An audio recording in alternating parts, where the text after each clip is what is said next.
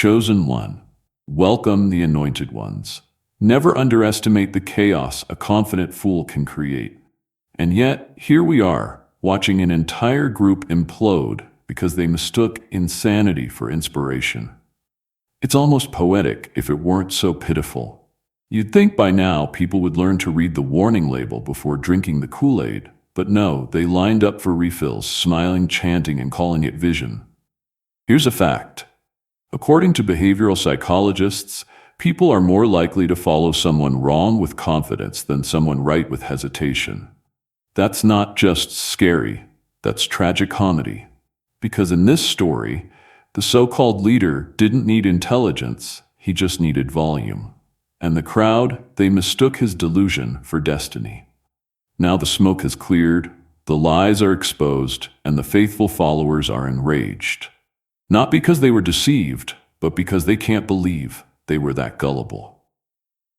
They built the pedestal, crowned the lunatic, and now they're furious that the throne turned out to be a collapsing stool. What you're about to see isn't just a downfall. It's a master class in human psychology, pride, and blind allegiance. This is what happens when logic takes a vacation and ego drives the bus straight off the cliff with everyone cheering from the back seat. Let's talk about it. Number one, they didn't follow the lunatic because he was wise. They followed him because he was loud.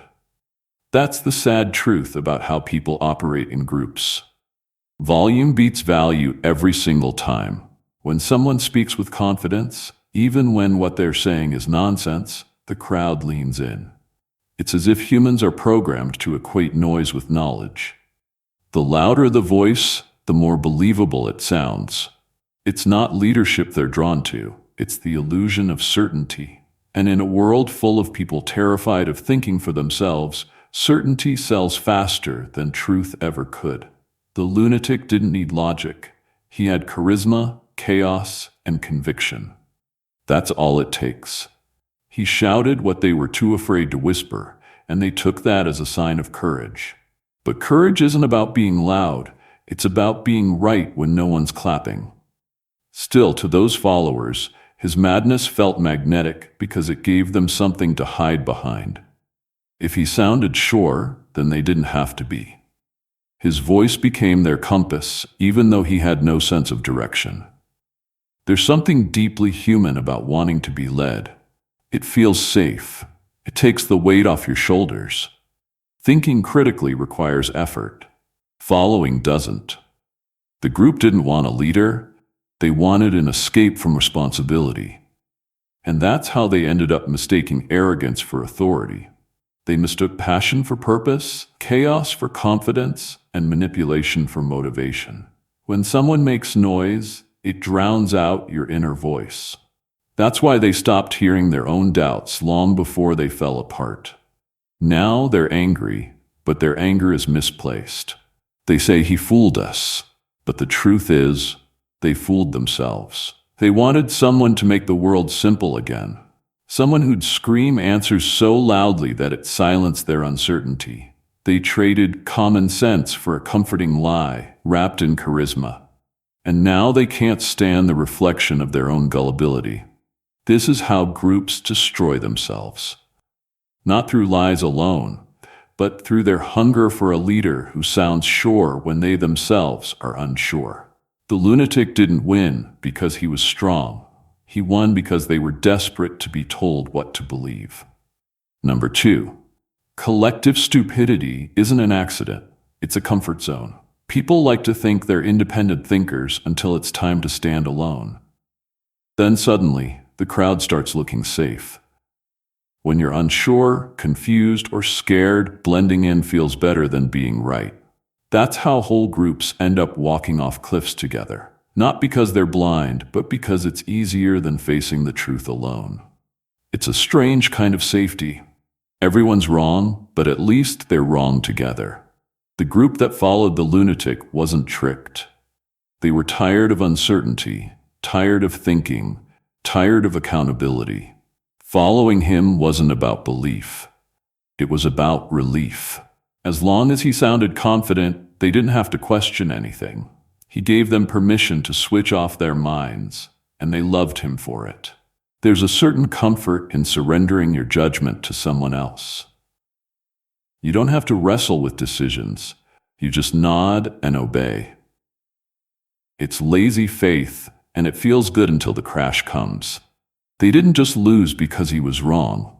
They lost because they refused to think. When the lies started piling up, they ignored them. When reality started knocking, they turned up the noise to drown it out. They called it loyalty, but it was fear of isolation. They thought standing with the group meant strength, but it was just shared weakness disguised as unity. Each one of them could have walked away, but no one wanted to be the first. And when everyone's scared to step out, stupidity becomes a team sport. What makes this so tragic is how familiar it is. People don't realize how often they choose comfort over clarity. The truth is, thinking hurts. It exposes your ignorance, challenges your ego, and separates you from the crowd. But the group didn't want that pain. They wanted the easy version of truth, the one that came with a cheering section. So they followed, eyes open but hearts shut. When it all fell apart, they blamed him. But deep down, they knew the truth. No one forced them to follow. They joined the parade willingly because belonging felt better than being right. That's the danger of collective stupidity. It's not forced, it's chosen. Number 3. The lunatic wasn't their master. He was their mirror. That's the part they'll never admit. They followed him because he reflected back everything they secretly were. Impulsive, insecure, ego-driven, and hungry for validation. He didn't hypnotize them with brilliance. He echoed their chaos with confidence. Deep down, they recognized themselves in his recklessness, and instead of correcting it, they celebrated it. His madness felt familiar, and familiarity breeds loyalty. They called him bold, but he was just unfiltered. He spoke without thinking, and they admired that because they too were tired of pretending to be rational. He made them feel free to be careless, unaccountable, and loud. When he mocked wisdom, they laughed, not because it was funny, but because they finally had permission to laugh at the things they secretly feared. He became their mascot, their emotional outlet, their permission slip to stop growing. That's why they followed so easily. It wasn't leadership, it was emotional projection. People don't just follow what they admire. They follow what justifies them. The lunatic's insanity gave them a way to hide from their own shortcomings. His delusions made their own seem normal. His lack of control made theirs feel harmless. He wasn't dragging them down. They were already on that level. He just made the descent feel purposeful. That's why they defended him so fiercely, even when the truth slapped them in the face. To admit he was lost would mean admitting they were too. The most painful part of the story is that they weren't tricked by a clever manipulator. They were seduced by their own reflection. The lunatic gave them identity when they had none. He made their flaws look like rebellion and their ignorance look like independence. They loved him because he made their dysfunction feel like destiny. And when everything fell apart, they didn't just lose a leader. They lost the illusion that their brokenness was beautiful. Now they call him crazy, but once upon a time, he was their mirror, their comfort, their validation. They weren't following his vision, they were following themselves through him. The tragedy is not that he deceived them, it's that they found a part of themselves in his madness and mistook it for purpose. Number 4, they worshipped his delusion because it excused their cowardice. It's easy to hide behind someone else's madness when you lack the courage to face your own fears. He said the things they were too scared to voice, and that made him look fearless in their eyes. But it wasn't fearlessness. It was recklessness, dressed as leadership. Still to them, his wildness felt like freedom. It gave them cover to do what they'd never dare on their own. When he broke rules, they called it bold. When he attacked others, they called it truth-telling. Every wrong act became noble as long as it came from him. That's how delusion becomes worship. Not because people are deceived, but because they crave justification for their own weakness. He gave them permission to stop thinking. They could now act without guilt, follow without question, and sin without shame, all in the name of loyalty. His madness became their moral shield. If he failed, they'd say, "We were just following." That's the easiest way to escape accountability, to make obedience look like faith. The more irrational he became, the safer they felt. Because as long as his delusion grew, theirs looked smaller by comparison. It's a twisted comfort when someone else's insanity makes yours look reasonable. This is why people love reckless leaders. They confuse chaos for courage. A person who speaks without filter appears strong, while a thoughtful one looks weak. So they rally behind the loudest voice, not the wisest.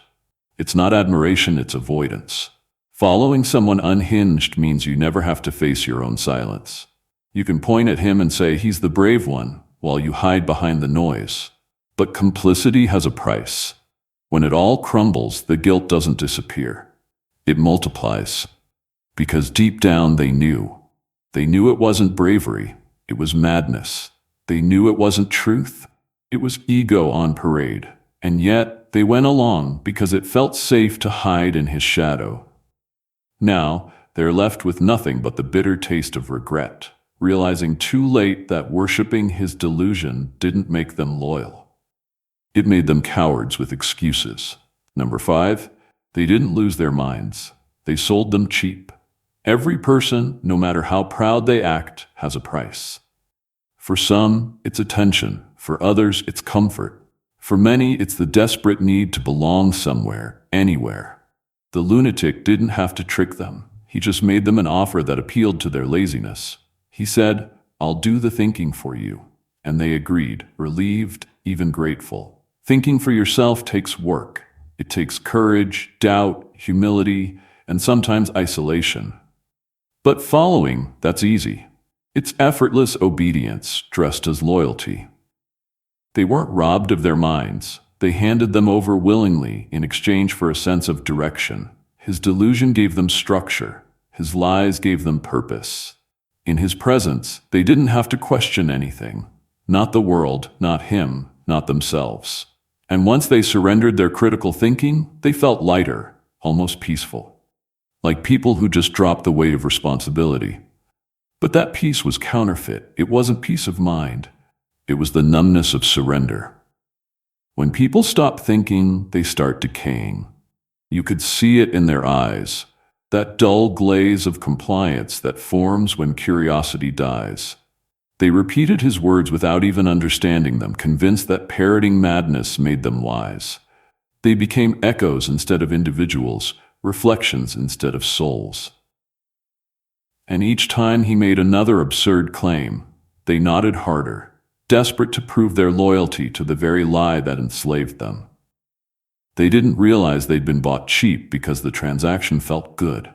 He paid them in validation, told them they were chosen, enlightened, different from the rest. That's how manipulation works. It flatters before it feeds. They mistook flattery for truth and self-deception for faith. By the time they woke up, they weren't just broke in spirit. They were bankrupt in thought. Selling your mind doesn't happen all at once. It's a slow trade. One compromise today, one ignored doubt tomorrow, until your individuality disappears completely. They thought they'd found guidance, but what they found was dependence. The lunatic didn't steal their sanity. He simply convinced them it was overrated. And for that false sense of belonging, they gave away their greatest treasure. Their ability to think. Number 6. Their rage is just shame wearing a mask. On the surface, they look furious, shouting, blaming, pointing fingers. But underneath that noise sits something far more painful: humiliation. They're not truly mad at the lunatic.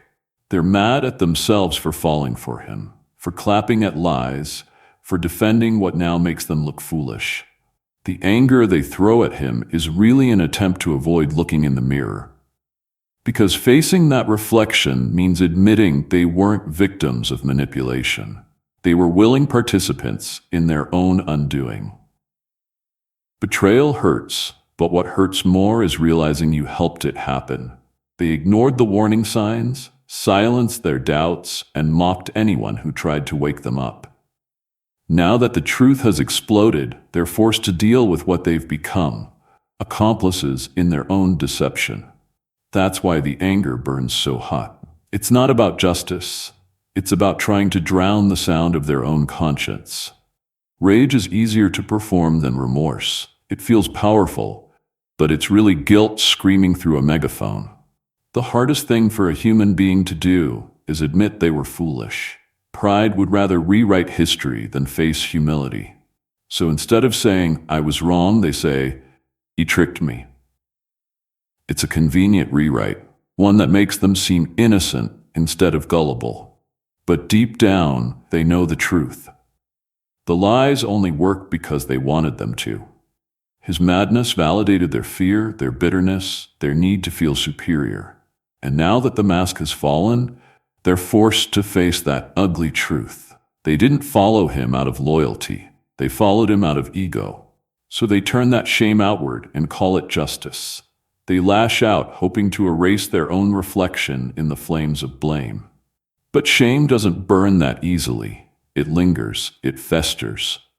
And until they face it head on, they'll keep mistaking anger for healing. Because that's what rage really is in their case, a shield, not a sword. It protects them from the unbearable truth that they weren't deceived at all. They were willing, eager, and blind, and now they can't stand to look at the cost of their own cowardice. Number 7. The collapse wasn't sudden. It was built over time, brick by brick, through layers of ignored truth and quiet denial. They like to pretend it all happened out of nowhere, as if one shocking moment brought everything crashing down. But that's just another lie they tell themselves to escape accountability. The truth is destruction never arrives unannounced. It creeps in slowly, disguised as compromise, comfort, or loyalty. Every downfall starts long before the explosion, in the tiny moments when people choose silence over honesty, convenience over courage, and comfort over conscience. It started when they overlooked the first red flag. They told themselves it wasn't a big deal. Then came another and another. They explained them all away until their entire moral landscape was covered in excuses. Each time they noticed something off, they silenced the inner voice that tried to warn them. At first it was guilt. Later it became apathy. They trained themselves to ignore their instincts so completely that by the time everything collapsed, they didn't even recognize the sound of truth anymore. What makes the fall so tragic is that it was completely predictable. You can't keep feeding on delusion and expect to stay whole. They normalized ignorance until it became their culture. Lies became jokes, manipulation became strategy, and when someone dared to question it, they were labeled a traitor. The group's collective blindness wasn't accidental. It was enforced. They built an entire system around avoiding the truth. And that's how ignorance becomes an empire. One that looks powerful from the outside, but is rotting from within. When it all finally fell apart, it wasn't the lunatic's madness that destroyed them. It was their consent. Every small surrender added up. Every time they chose to follow instead of think, a crack appeared in their foundation. By the time the final blow came, the structure was already hollow. Their conscience had been signing off on destruction for years. The collapse was just the receipt. Now they stand in the ruins acting surprised, pretending it was sudden. But nothing about it was. The downfall was a slow decay, one decision at a time. They didn't trip, they eroded. And the saddest part is, they saw it happening and chose not to stop it. Number 8. They were never truly deceived. They were addicted to illusion. The lunatic didn't cast a spell. He simply served them what they were already craving. His lies weren't clever. They were comforting. And comfort for most people is far more seductive than truth. They didn't believe him because his words made sense. They believed him because those words made them feel something. Reality is often dull, demanding, and painfully honest. Illusion, on the other hand, is beautiful, easy, and forgiving. So they chose the lie again and again until they couldn't tell the difference anymore. The truth never disappeared. They just refused to look at it. They'd rather live inside a fantasy that flatters their ego than face a reality that exposes their blindness. That's what makes illusions addictive. They protect you from the discomfort of growth. His false promises gave them identity, purpose, and belonging. In his world, they weren't confused or lost. They were chosen, special, and enlightened. And that drug of false significance was too intoxicating to give up. They weren't following him. They were chasing the version of themselves they wished existed. Every lie he told was a reflection of their hidden desires. They didn't want truth. They wanted escape. They wanted to feel important without earning it, righteous without reflection, and informed without effort. The lunatic merely supplied the narrative. They supplied the need. It was a business built on emotional dependency. He sold delusion, and they bought it wholesale because it filled the emptiness truth never could. And even when the cracks began to show, when contradictions piled up and logic fell apart, they didn't walk away. Addicts don't abandon their fix just because it's poison. They cling tighter, hoping the next dose will make it all make sense. That's why the lie lasted so long, not because it was strong, but because they needed it to be. When the illusion finally shattered, they called it betrayal. But that's not what it was. It was exposure. The truth didn't fail them. It just arrived late. They weren't victims of deception. They were volunteers in delusion. Because for them, fantasy wasn't a mistake. It was home. Number 9. Mob mentality is just fear with an echo chamber. When people gather in a group, something strange happens. Their individuality starts to dissolve. The moment they see others believing the same nonsense, doubt feels like betrayal. So they silence their inner voice, not because it disappears, but because it no longer feels safe to listen to it. Alone, they might have questioned the lunatic. Together, they convinced each other he was right. It's not unity. It's shared panic disguised as purpose. Fear is contagious, and in a crowd it multiplies like wildfire. One person's anxiety becomes everyone's gospel. The more frightened they feel, the more convinced they become that their fear must mean something true. That's how panic turns into ideology. Emotion replaces logic, and soon no one even remembers how to think independently. They stop asking, "Is this real?" and start chanting, "We can't all be wrong." That's the anthem of every deluded movement in history, mistaking numbers for truth. The lunatic didn't need to convince each of them individually. All he had to do was trigger their fear, then step back and let the echo chamber do the rest. They began repeating his madness to each other until it started sounding rational. Repetition became proof, and proof became loyalty. Once the group's identity depended on the lie, questioning it became unthinkable. To doubt him meant being cast out, and to be cast out meant facing the one thing they feared most, being alone with their own mind. So they reinforced each other's delusion. They found comfort in agreement, even when it was destroying them. They mistook the noise of many voices for the presence of truth, but there's nothing intelligent about collective panic. It amplifies emotion, not reason. The louder the crowd got, the dumber it became. By the end, their unity was nothing but synchronized fear, a shared hysteria they called faith. And when it all collapsed, they couldn't understand how it happened. But the answer was simple. They built their entire sense of truth on each other's terror. It wasn't unity that held them together. It was mutual confusion echoing in a closed room. And when the echoes finally stopped, all that was left was silence and the emptiness of realizing they'd mistaken noise for wisdom. Number 10. The lunatic didn't need power. They handed it to him. That's the part no one wants to admit. It's easier to believe he manipulated them, tricked them, or forced them than to face the truth that they gave it all away willingly. Power is almost never stolen. It's surrendered. He didn't take control. They offered it, gift wrapped in fear and laziness.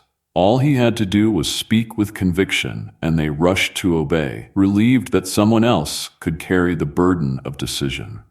They handed him their will because thinking for themselves felt too heavy. They handed him their judgment because questioning him meant standing alone. They handed him their voice because silence was safer than conflict. That's how tyranny starts, not with force but with consent. He became powerful because they preferred comfort over courage. Every time they said, "He knows best," a piece of their freedom disappeared. Every knot of agreement was another link in the chain. People love to talk about control as if it's always taken through aggression, but most control is gained through permission. The moment someone says, "Tell me what to do," they've already built their own prison. The lunatic didn't have to be intelligent or moral. He just had to be confident enough to fill the silence left by their cowardice. And once that silence was filled, it became impossible for them to remember how to think independently. The real tragedy isn't that he led them astray. It's that they wanted to be led. They mistook dependency for devotion, obedience for trust. He didn't enslave them. They enslaved themselves by choosing the illusion of safety over the responsibility of freedom. It's easier to follow a fool than to face the discomfort of uncertainty. And once they grew dependent on his direction, they started defending him. Not because they believed in him, but because they needed him. Without him, they'd have to think again. And that terrified them more than his madness ever did. By the time they realized what they'd done, it was too late. He wasn't holding them hostage. They were holding on to him. The lunatic didn't steal their power. He simply received what they were desperate to give away. Number 11, their downfall was the price of ignoring the inner voice. Deep down, they knew something wasn't right. The gut always knows before the mind admits it. That quiet uneasiness that creeps in when something feels off. That was truth trying to save them. But instead of listening, they called it paranoia. Instead of trusting that instinct, they buried it under noise, loyalty, and denial. Every time their soul whispered, "This wasn't right," obedience shouted louder.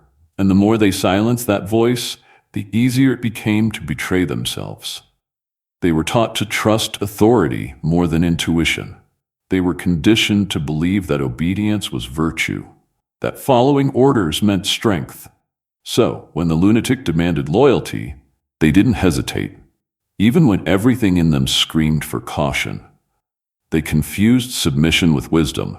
They thought being loyal made them righteous, when in reality, it made them blind. Every red flag that waved in front of them was dismissed as doubt, and doubt was treated like sin. That's how manipulation thrives, by convincing people that their instincts are wrong. Ignoring intuition is never harmless. It costs something, piece by piece. First, you lose your sense of direction, then your confidence, then your identity. Soon you don't even know where your thoughts end and the groups begin. They thought silence kept them safe, but silence only protected their oppressor. The longer they ignored that quiet knowing inside, the louder the chaos outside became.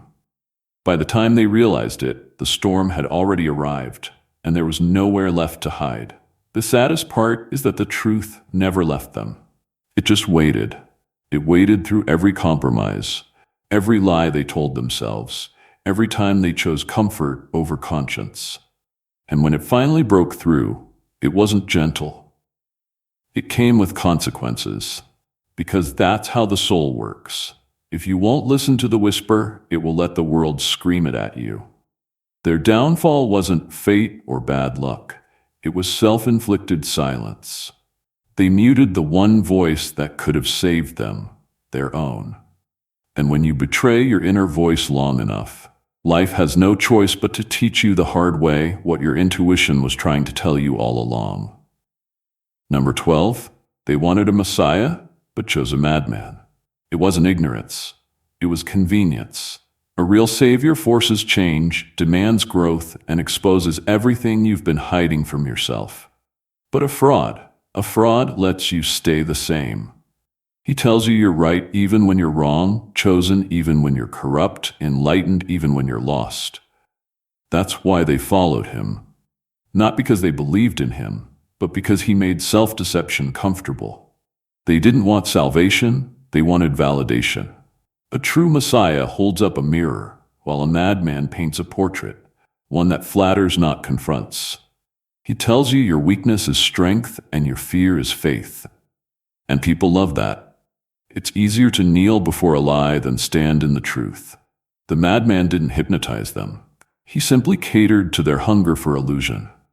Every cult, every mob, every manipulated crowd begins with the same craving, to be told they're right without having to change. When the facade began to crack, they didn't just lose a leader, they lost their favorite lie. His downfall wasn't just the end of a man, it was the end of their comfort zone. Suddenly, the excuse was gone. They could no longer point and say, "He led us astray," because the truth was, they followed willingly. The madman was just a reflection of their own refusal to evolve. That's the real tragedy. They didn't worship him because he was divine, but because he was familiar. His chaos matched their confusion. His arrogance mirrored their denial. In him, they saw permission to remain unhealed. And when he collapsed, the illusion of innocence collapsed with him. They had to face the fact that they weren't fooled. They were complicit. It's a painful lesson humanity repeats endlessly. The crowd will always choose the voice that entertains over the truth that convicts. They wanted light, but not if it exposed their darkness. They wanted redemption, but not if it required accountability. So they chose a madman because he promised freedom without responsibility, salvation without self-reflection. But every false Messiah eventually falls, and when he does, his followers are left staring at the one truth they spent their lives avoiding. The real enemy wasn't the deceiver, it was their own desire to be deceived.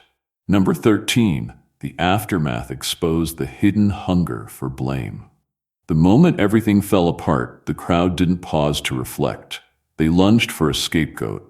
It's almost instinctual. When truth burns, the ego looks for someone else to throw into the fire. Accountability to them feels like humiliation. They'd rather be victims of deception than participants in self-destruction. So they shout, accuse, and rewrite history. Anything to avoid facing the mirror. This hunger for blame isn't new. It's humanity's oldest coping mechanism. When people can't bear the weight of their own choices, they outsource it. They say, "He tricked us," or "We were misled." But those words are just shields for pride. Because deep down they know the red flags were waving like sirens, and they looked away. They saw the madness, the manipulation, the contradictions, and they followed anyway. The lunatic didn't cast a spell. He simply handed them a permission slip to stop thinking. Now, stripped of illusion, they can't handle the silence of their own mind. It's easier to rage than reflect.